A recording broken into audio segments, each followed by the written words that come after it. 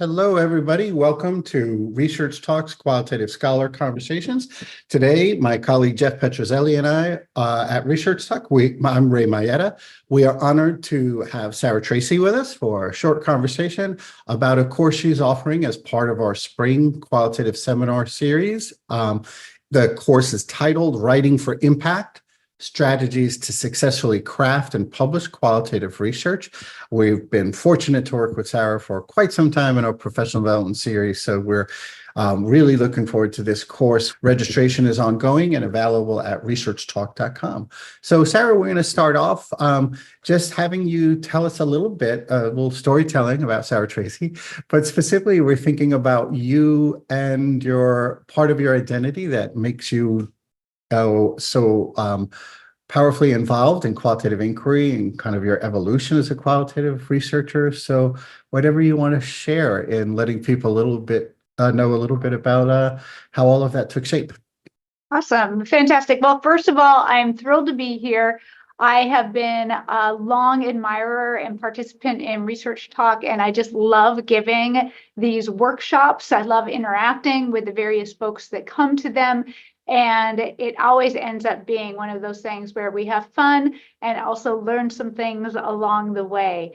And so I am a researcher of organizational communication and qualitative research. My own personal background has been studying and doing ethnography in organizations, and also a lot of interview studies and arts-based research, narrative, metaphor, etc. And I've been doing this for the last, 25 years or so. And I didn't get into it to become a methodologist, but it was one of those things where when you end up practicing a methodology in a way where other people pay attention, then people say, hey, do you want to write about qualitative research methods? And I said, yes. And so I have been writing on qualitative research methods for many years. I have a book called Qualitative Research Methods. Can you see it there? Yeah, kind of. That we'll be using in the workshop. And my approach to qualitative research is that we want to be curious. There's questions that we need to know an answer to. And how is it that we figure out the methods and the path in order to get us there? And I'm quite pragmatic. My theories always sort of follow behind the practical reason of us doing research. I typically start with a problem in the field, like there's some sort of issue or dilemma that we need to solve, or at least shed light on, maybe transform, maybe critique, and then how is it that we go about doing that in an efficient and enjoyable manner? So when you think about the work that you've done, do you have one or two highlight projects for you that maybe they're a highlight because there was a lot you learned by doing them, or maybe they were a highlight because of impact, whatever it might be?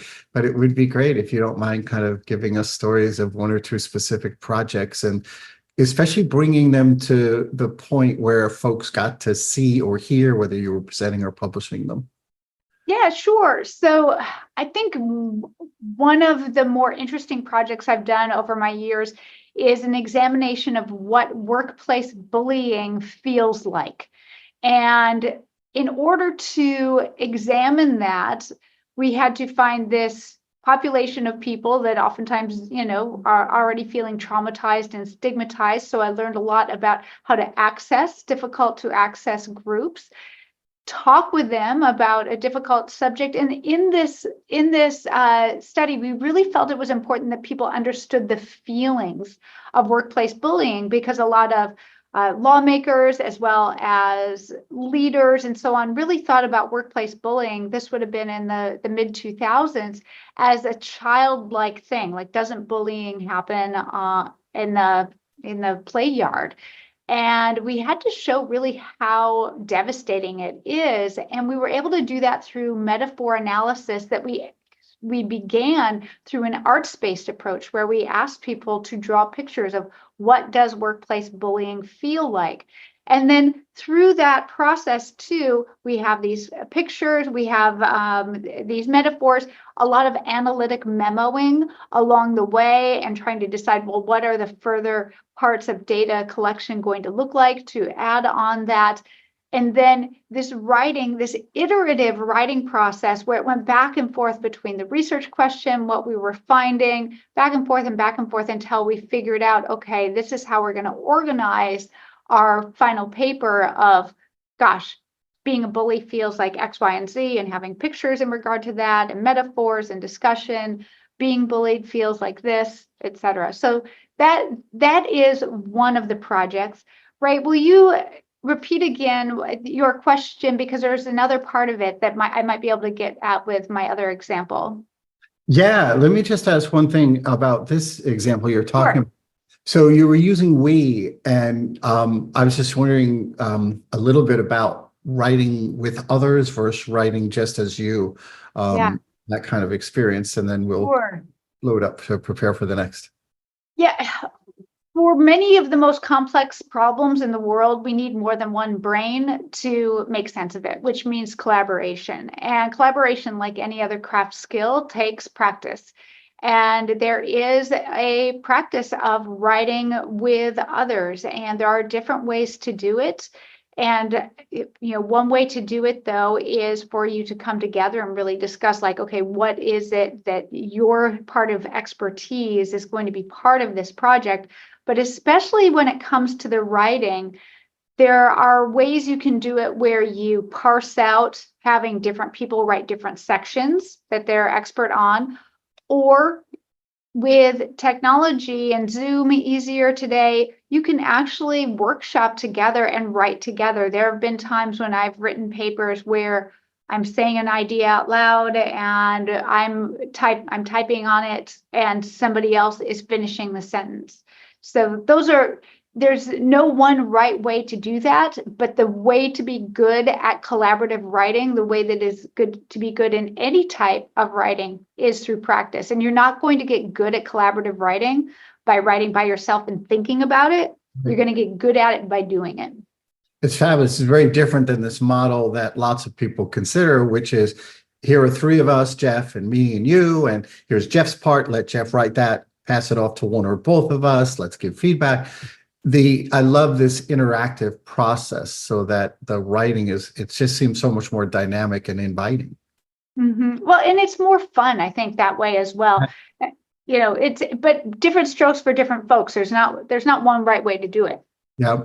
And then the other part, I guess we can answer in any different way, but it was just something of the flavor of a project that you've done that really taught you valuable lessons that you now share, especially about writing. So Yeah. it's kind of a good lessons learned kind of thing from you. There's a piece I wrote that in the title, it has the words toxic and mythical. And I'm not saying it exactly right, but it's the toxic and mythical approach of thinking that we can write iterative or inductive qualitative research in a linear and deductive form. And basically what I do is make a case in that article for the damage done by external forces, like journal editors, that have us write in 4-act play deductive formats when most of qualitative research is either iterative or inductive. And I write through the damage that does in terms of our ability to do theory building. And then I provide an outline of a inductive and iterative manner to write. And I was hoping it would just take off like wildfire. And it hasn't been wildfire, but it's created little fires or little spaces of transformation where people realize that it is perfectly fine to introduce a research question and then be clear with your readers that through the process of analysis, the research question transformed midway through a project, which is very normal for qualitative research. And what I've tried to do in writing is to normalize and provide a pathway for others to do the good qualitative research that folks watching this video are doing, and have the language to explain what they're doing to audiences that might not otherwise understand it. I love that piece, and it's been an important part of a lot of what we do in our teaching too, and our writing camps and things of that sort. It just makes so much sense. We'll also include that if there's anything else that you think would be a good resource. We'll just make sure Jeff gets those, and we'll get those and include those in as well. But it's a nice thing about your writing is it's so much more than just how to what you present. In a really important way, in an accessible style, you're so good at messaging to qualitative researchers and the field. I'm thinking about the piece you talked about, the big tent piece, of course, and it's just invaluable. And I just want to, make sure to thank you for that part of what you do for all of us and as a qualitative community. It's important, and it sounds like I love hearing that. When you set out in your career, it's not like you set out to be part of my identity as Dr. Sarah Tracy will be methodologist. And I love how that came to be and hearing that and sharing that. It's beautiful. Sure. Yeah, thanks. So when we think about this course and we think about writing for impact, strategies to successfully craft and publish qualitative research, I love each part living on their own. I love that the two parts are, sitting there and see the synergy to them. And we just wanted to invite you to talk a little bit about why this course, kind of the origins and motivations and evolution of kind of getting it together. And we'll just do it back and forth about, how the course came to light, and even maybe thinking about, people see titles and sometimes think we just put them together quickly, but I know how intentional and thoughtful you are about that. So yes, dig in wherever you want on starting to give us more information about why this course and more. Yeah, I think that many people believe that writing is hard and will always be hard, and that it is this sort of necessary, awful ritual that one must go through at the end of a project. And that is a myth. So writing is only hard when we are really attached to the outcome and we have a lot of constraints on what that needs to look like. But if we give ourselves space to breathe and to craft and to be curious about what that outcome is going to be, all of a sudden this thing that can feel oppressive is a flourishing space and an inventive space, a place to wander and dream and think. And it is through, we don't, despite a very respected author who I respect very much in this notion of writing up qualitative research, I would say we do not write up qualitative research any more than we would sculpt up a statue. We don't sculpt up. It's in the sculpting that the statue emerges. It's in the writing that our understanding happens. And so from this point of view, writing is something that happens from the beginning to the end. And that's something as qualitative researchers, our fingers are already practiced, or at least should be practiced throughout the process between writing and rewriting our research questions. And that's something that we're going to practice in this workshop. And then working through, what are the ways that we might beautifully title or caption what's coming up. And lots of times people think, oh, title should come at the end, but a title can also be a framework that provides some inspiration. I know for myself that when I'm writing, I try to think about whatever I'm doing, how is it going to be useful to someone else? And so thinking about that title early on, it makes me start thinking about this audience. And it also makes me feel a little less lonely as I'm purposely from the beginning writing analytic memos and so on, thinking about what am I doing right now that could be useful to someone else, and how do I write about it in a way where it's not going to make them feel stupid, it's not going to make them feel confused, but it's going to help them live their lives or do their work or manage their problems in a way that works for them. So you have not just the reader in mind, you envision the reader as something much more than someone passively just accessing words. You're really thinking of how that person can take the information and implement it into their world. It's pretty powerful to be mindful of that as you're going through. It's great. I love this notion you put forward about writing is hard when you're attached to the outcome. And I think that when you move that, you wound up with a wonderful full story there for us. And then you describe this as a flourishing space.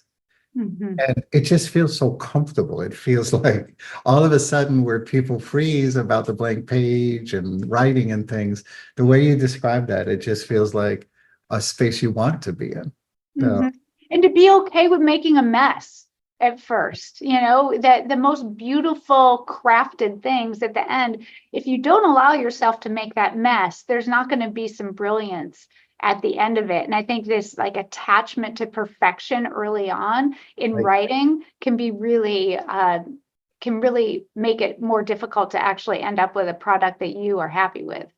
and it's interesting too when we think about the act of doing the writing, and you commented that it's not just stuff you do at the end. Carolyn Ellis has talked about in presentations she's done with us how much writing she does, and she doesn't have any relationship to what percentage of the actual writing is what's published. And she shows with her hands, I have this much written, and then I eliminate, and it almost looks like a roller coaster. So just not even being mindful of that at all, and just kind of thinking about moving toward product in a comfortable way. Yeah. Yeah. And viewing it as writing as process and journey and not Yeah. solely the destination. Yeah, it's great. Hey, Jeff, as we're going through, I'm just want to give you some space. Sarah and I are having a good exchange here, but I know you're actively absorbing what we're saying. So I want to give you a space to join in and things that you're thinking as we're flowing in.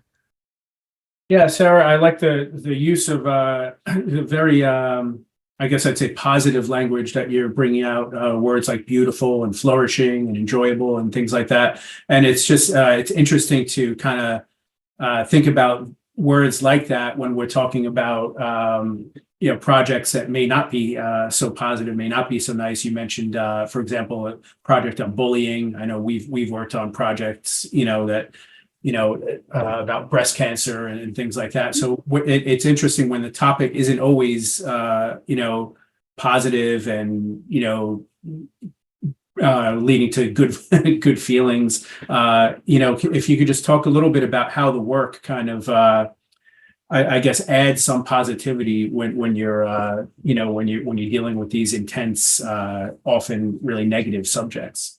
Right. Yeah. And there are times as a qualitative researcher, if we're going to tackle important problems, it's not all going to be good feelings. I remember after our workplace bullying focus groups, all of us were devastated and exhausted. We had been listening to and immersed in stories of trauma and abuse for hours on end.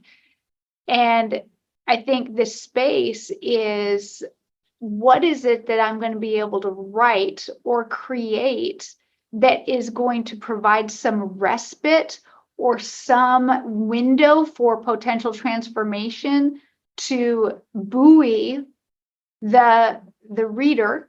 And in our case, I was very interested in how is it, because at that point, workplace bullying was in a space of what's called denotative hesitancy. There wasn't really a word for workplace bullying at that time. And so when people don't have a way to describe what they're going through, it makes it even worse.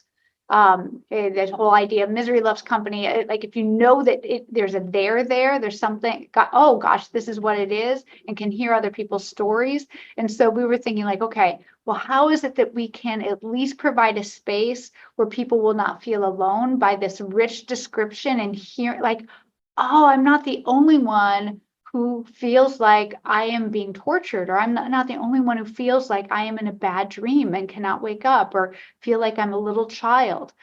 And so I think that is the space of even though it's an awful topic, of thinking through what is it that I can write that might provide a space for comfort or for change. If there are legislators or lawmakers that are reading this, where they really understand how bad it is and the damage that it does to the workplace. So they might be more willing to think about policies, practices, laws that might outlaw this sort of bad behavior, or at least make it against company policy.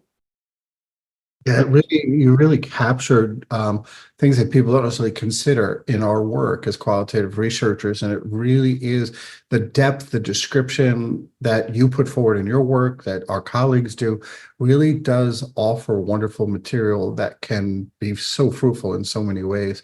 When we think about the courses that people take with us, they sit with us for 2 days and 10:30 to 5 Eastern, kind of going through. And then the course is over. And unlike a lot of the other teaching you do, once you cover a topic, you get to see so many of your students, especially at the graduate level, again and again. And when you sit in a dissertation defense, even after the defense, you get to see kind of the growth. So if you were to think about the folks you've taught with us and in other similar environments, when they finish and you envision them integrating the material you covered in your 2 days, how do you see folks at an individual level applying what you learn? What might they do differently? Let's say they return to their desk, your course is Monday and Tuesday. Maybe we'll give them a day off from work. And then they return on Thursday to implement. Yeah. What kinds of things would you prioritize? Oh, I hope I see them doing this. But in general, how do you see them integrating the information you share in your 2-day course? Mm-hmm.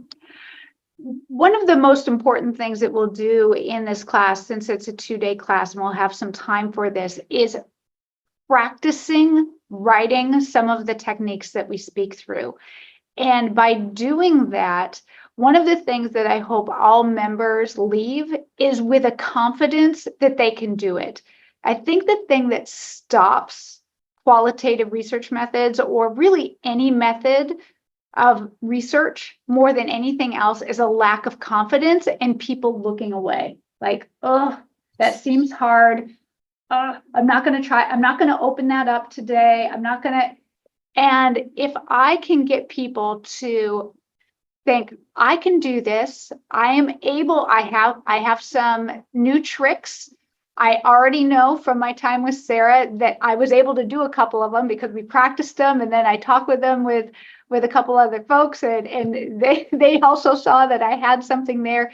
And I proved to myself that I actually can write this research question in a way that's going to be powerful, or I am going to be able to frame my research with a rationale in my introduction that's really going to catch folks. If you can leave the workshop like that, it's going to be easier when you go back to then take the number of activities that you're going to get in this workshop. And like I said, I'll be pulling a number of them from this book. If you have this book, fantastic. But even if you don't, I'll be giving you the activities to go through. So you'll leave with a template of different aspects that are going to help you through this writing process. So you're going to be able to take a little bite at a time rather than feeling overwhelmed by that large process.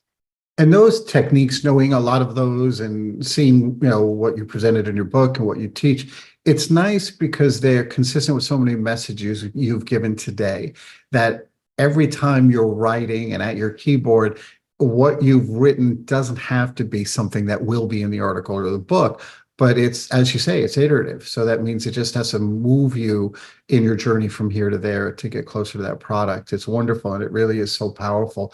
When we think about like qualitative inquiry as a field, are there pieces that you've relayed to folks about writing that you can see having a good impact on the field of qualitative inquiry? In what ways can you see kind of the practices, techniques, the principles that you put forth as helping folks in general and helping the field of qualitative inquiry continue to move forward? Sure. I think in terms of a rationale, I've been able to articulate how to make your research interesting and how to write in a way that your preferred audience is going to find your work interesting. And interestingly enough, there are heuristics and rules for how to write to make your argument interesting to folks. I think I've also, in terms of my data analysis work, have helped people understand how to move themes or codes into claims, into actionable claims.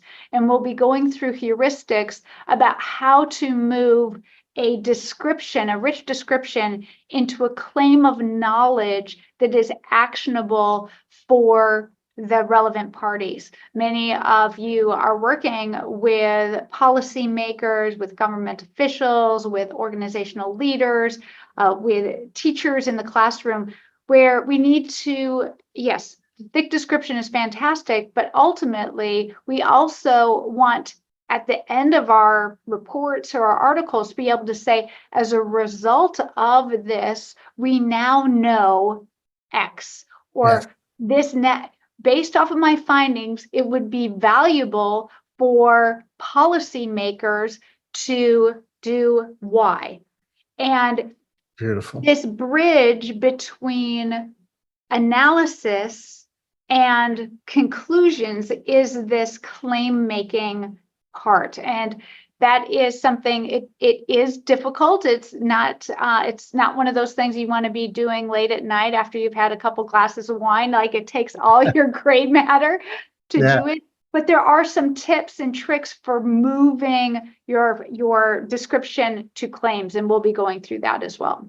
Wonderful. And just as we close, you've shown your book, which is great. I just didn't know if there was anything else we could share, or any other articles, experiences that inform the course, or that you see as useful for people to review. Sure, yeah. I have a number of articles I've written over the years. The toxic and mythical writing one is a helpful one. I've developed a criteria model for quality research, 8 big tent criteria for high quality qualitative research that's well cited. We'll be doing maybe a little bit of that in the workshop, but that's a popular one. And I guess I would say that in my workshop, I will be citing and bringing up lots of examples of articles, and we'll have the links for the articles in that workshop, in the materials that you are given. And I also have a number of them on my own personal website, which is www.sarahjtracy.com under publications. And so if you want to check out, if you want to learn more about me, kind of see the work that I do, that would be a good space for you to learn more as well. Yeah, those are great resources. And I would say that toxic and big tent are both pieces, I would say, big tent, not tent, are pieces that almost everyone should consume. Well, thank you so much, Sarah. It's wonderful. I know how busy you are. I so appreciate you taking time out of your schedule to take this time with us. It's wonderful to always spend a little bit of time with you. So thank you so much. We really look forward to the course, and enjoy the rest of your day. So, thank you. Look forward to seeing you. Bye-bye.